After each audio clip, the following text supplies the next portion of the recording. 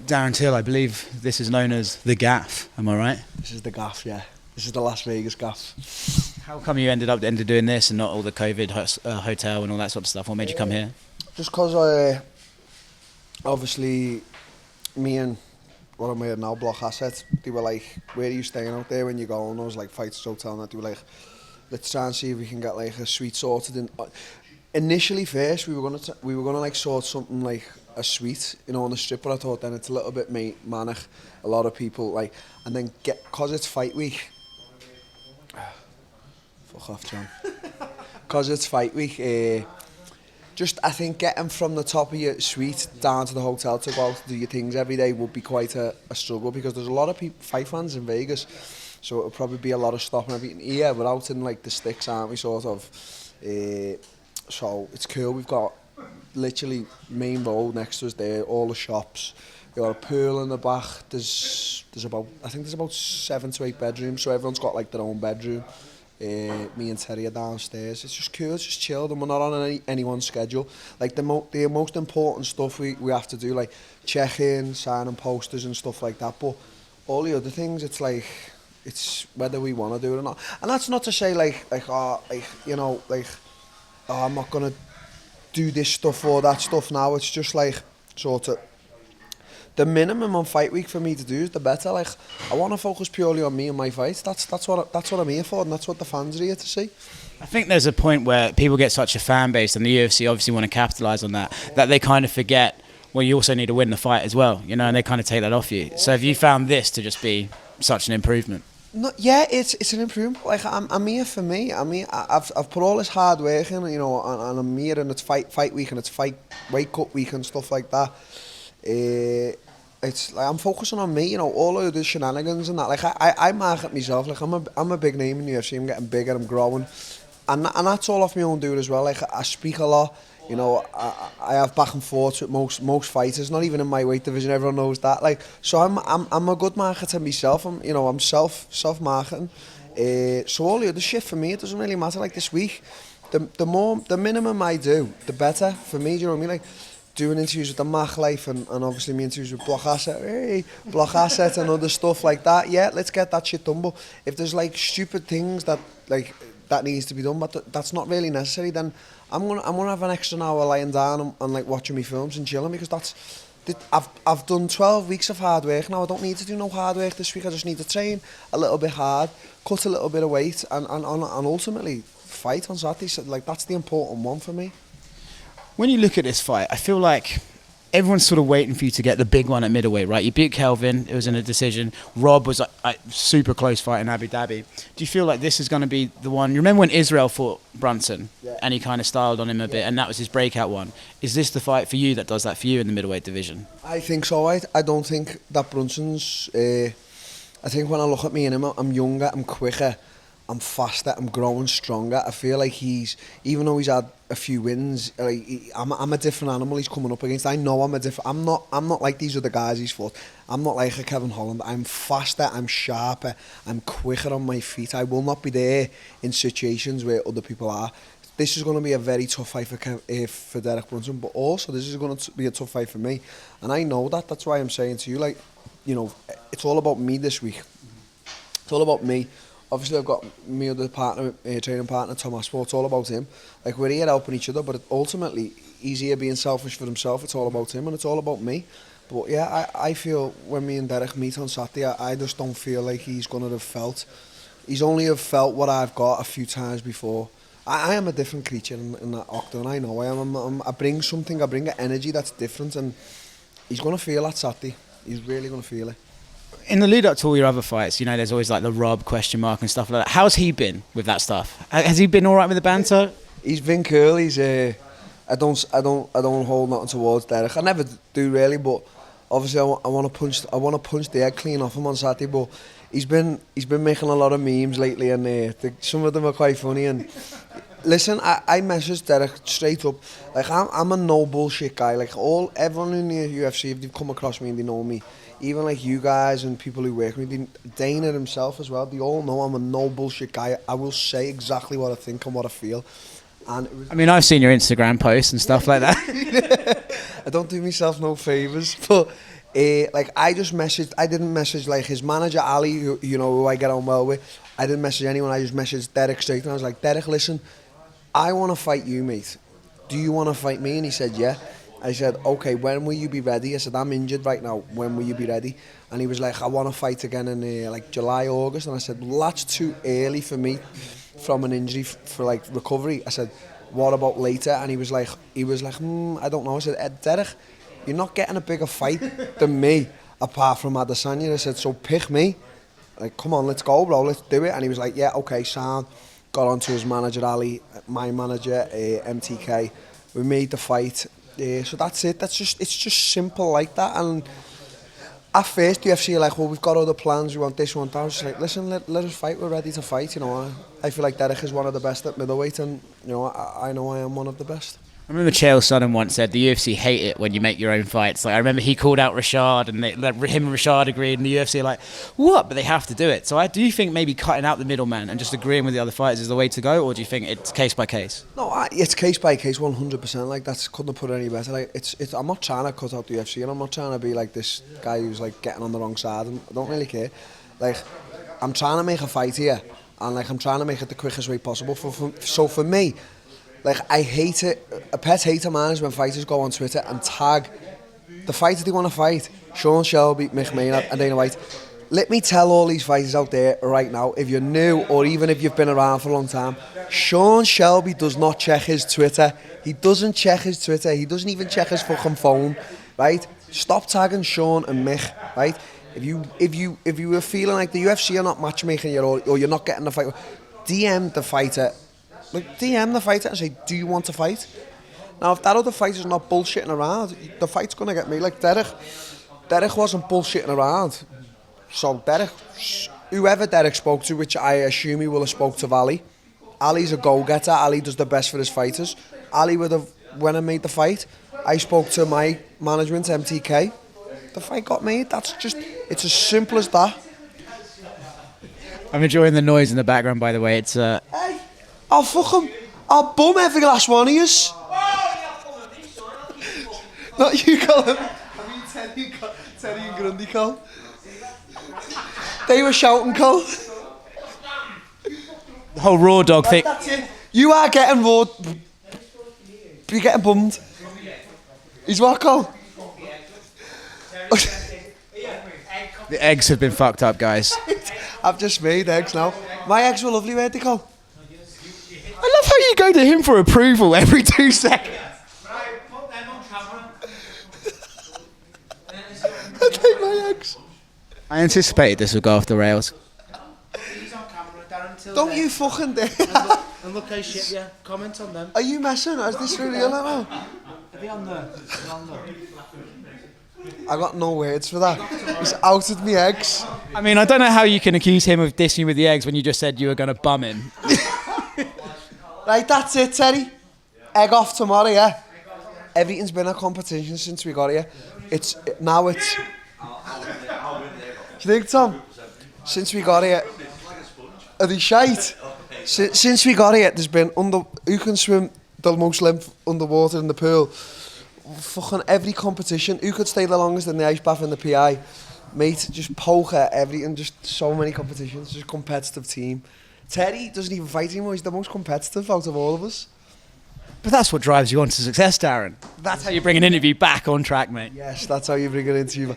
That's my team. We got Colin, the main man, the maestro. We got Andy, who's Tom's dad, the maestro, the jiu-jitsu maestro. We got Tom, who's fighting Saturday with me. We got Grundy, fellow UFC fighter, and my wrestling coach.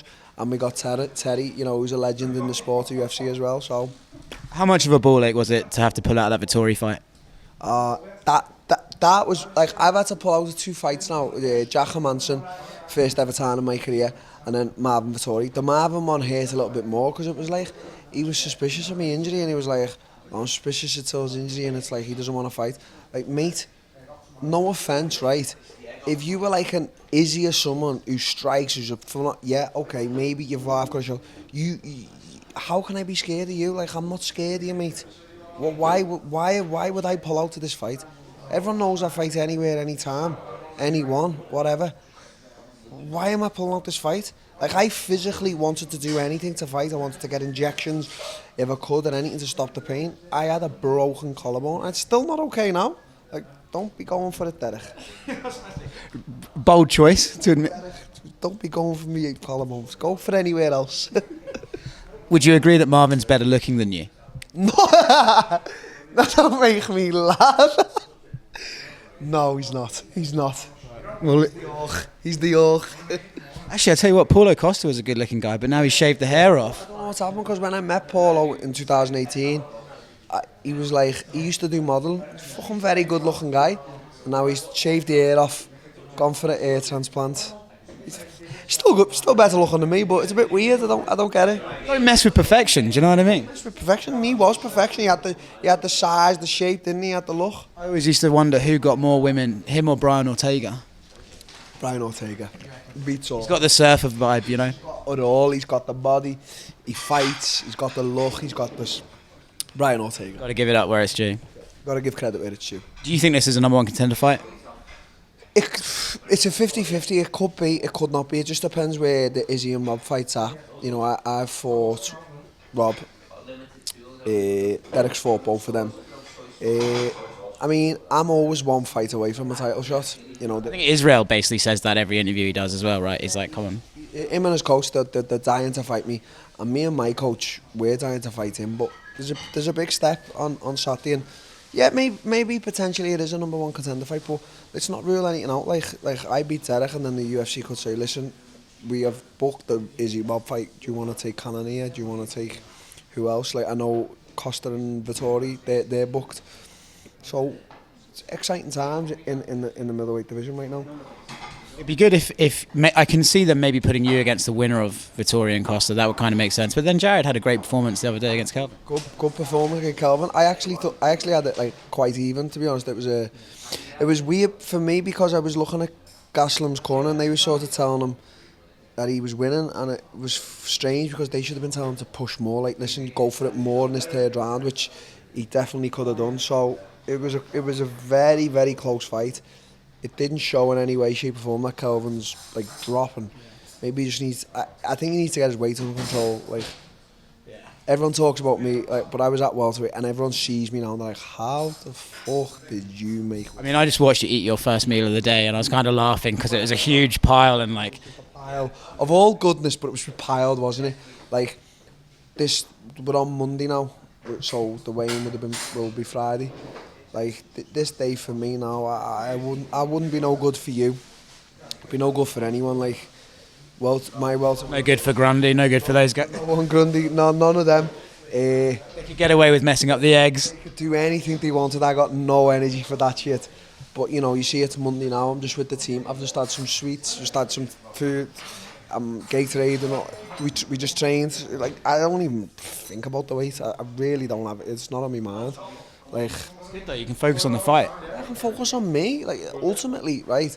There's people dragging you in every direction, and you need to do your shit. You got to do your stuff. Like, there's people dragging you in every direction, but ultimately, it's fight week.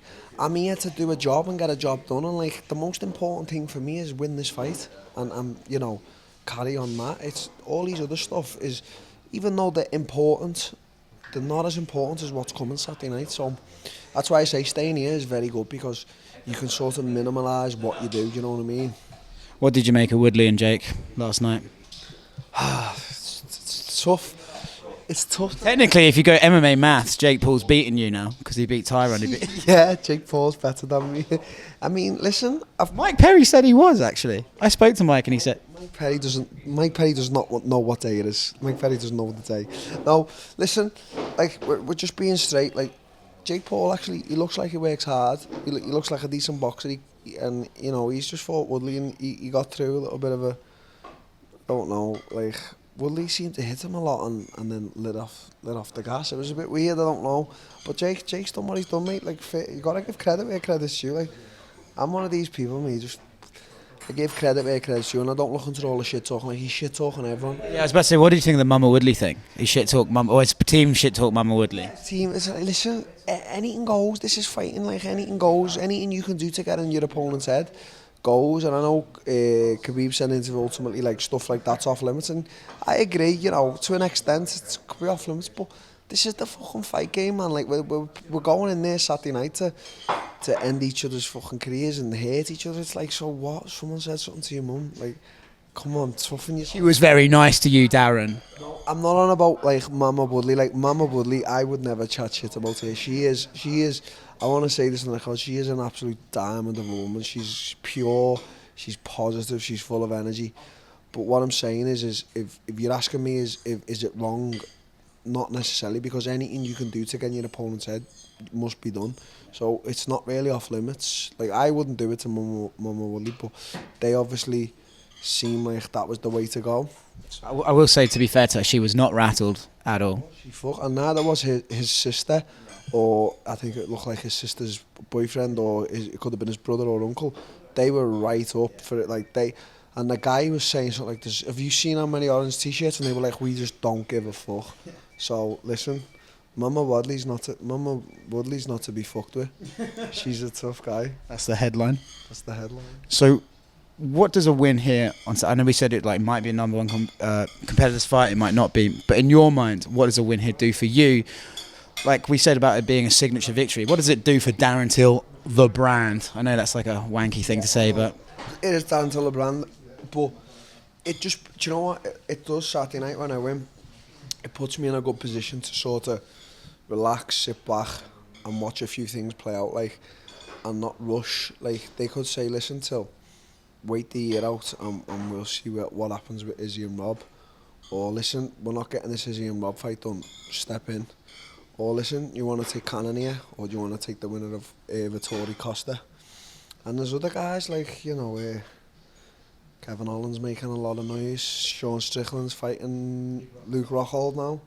I mean, I joke a lot about Luke, and people say, but Luke's really good, man. Like I've seen him kicking the bag, and like he's still got it. It's just whether he got that. Has Luke got that drive? Has Luke got the drive that I've got now? Where I like, even just now I'm going to the gym and absolutely putting the work in, and I'm dedicated to my craft. Is he doing that? Is he waking up and is he doing that, or is he just take like one training session a day? He's not taking it so serious. Like, what kind of Luke is wanting to fight now? To me, it doesn't seem like 100% dedicated Luke. So that could be bad news for him. I don't think with Sean he's going to run into a lot of trouble. Sean's not like a banger, but if he fights like a Darren Till or a Costa, or if he, like saying he'd give Izzy problems, no, it's not going to be good for him. So the reason I asked you about the brand question, like Darren Till the brand, is because I think like outside of the big names, you know, you're probably, I would argue, one of the most marketable guys in the sport. Like I see you do all this other business outside of the cage, like Block Asset, for example. I'm curious about what exactly is Block Asset, because I've seen it all over your Twitter. So what? Talk us through the latest one. Block Asset, we've only just come about really. Like we've started in like the past few months. So basically, we're working in like the world of like crypto, NFT, stuff like that. So an NFT is like a non-fungible token, which is like it's a digital asset, and it's verified on the blockchain.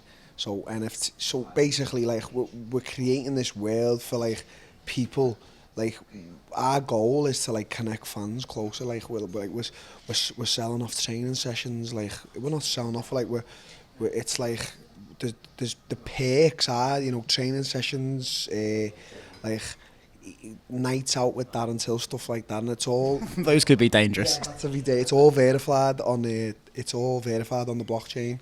So it's just like it's very hard to understand, but basically an NFT Block Asset is we're working in the world of NFTs, like digital art, crypto, and it's a non-fungible token, and it's to be honest, when you get into it and when you have a little look, it's really interesting stuff, and it's like I hear like some of the prices for things, like how much things go for. Zingano, he sold his, and he done his with like Boss Logic. His went for massive money. Khabib's done one like in the world of football, like Leo Messi's brought one out. Canelo Alvarez. When Ben Askren fought Jake Paul, he brought one out, but his was not done very well, like, so it wasn't. But this not a lot was done very well for Ben in that. A lot was very done. No, a lot was good for him that fight week. But for this fight week now, Block Asset, like we're releasing videos daily on like on the platform. like proper good stuff. Like it's really interesting, like, to get involved in it, and it proper is bringing fans closer than they've ever been before. You know, rather than a fan like getting a glove signed and stuff like that, we're doing real life perks, and this week my NFTs are going to be dropping, and do you know what, mate? Really cool stuff. Yeah, the money, mate. I'm proper, to be honest, I'm proper proud of Block Asset, like, as a company. I'm proper proud of the things they're doing, and it's a world I'm new to, but it's a world I'm learning more about. And it's, as I say to you, apart from fighting, it's just that little extra, you know, like little extra income, little extra of, you know, it's good to just have businesses. It's good to have look at like the main guy in MMA, Conor. Look at the businesses he's got outside of fighting. They're the businesses now that he's going to live off for the rest of his life, and he's going to have a solid income every month, you know, where he can say, right, I've got this coming in, you know, like, it's just wise. You've got to be a little bit wise, man, because money doesn't last forever, especially when you're a fighter. You know, your career comes to an end quite early. And some of you are absolutely shit with your money. Yeah. I am the worst with my money. I need Block Asset. They need to look after me. So, like, what we think as fighters, right, is that it's never going to end. And then it comes to, like, you come to, like, 35 and you're like, hold on a minute, I haven't invested none of my money and I've spent it all. What am I going to do? And that's when they start taking these mad fights, like Jake Paul fights, which, okay, doing that. Bare knuckle fight. Like, I seen Diego Sanchez the other day. Like, I'm a fan of Diego Sanchez, but he's like, I want to go into bare knuckle. He should be so far away from fighting now. It's not healthy. Like, there should be some kind of thing in place, like organisation, to stop people like that fighting. Like, I'm not saying he hasn't got it, but I am saying he hasn't got it. Like, he should not be fighting again. You can see the signs of CTE, and it's not okay, man. I mean, especially the whole thing with the trainer and Yeah, what was his trainer's name here? Joshua Fabia. Fabian. It's like, it was like a weird relationship on it. It was like, I was like, wow. But, like, I'm going to save you from being cancelled here, Darren. I can't cancel that until I might inform you, but it was just weird. And then I was putting tweet. I sometimes follow that, like, Madness MMA, and the stuff he was putting on, it's like, and then he put something on, like, he was defending Joshua Fabia one week, and then the next week he's like, hey, I've got away from him now, he's bad for me. He's not an okay person right now, he needs help. Right, we'll finish up. Actually, 2 more questions, because I think both you and I are very tired. It's quite late here in Las Vegas. Yeah. Jet lag, so motherfucker. Far to go though. I know, I live right next door. After party's going to be easy. If you're Tyron Woodley, do you get an I Love Jake Paul tattoo to get a rematch? You said it. You know, if I sit here and say I am the man I am, and say that I'm a straight up guy, speak me mind. If I said that, you gotta get it. Like, so he's got to get it. None of this, I'll only get it rematch. You said you were gonna get it. You have to get it. How does the fight end Saturday? I can see myself not looking for the finish, but the finish coming naturally. I think Derek's gonna. I think he's gonna like make mistakes, and I think I'm gonna capitalise on the mistakes. I do think I'm gonna stop him. I can see it. I visualised it every day.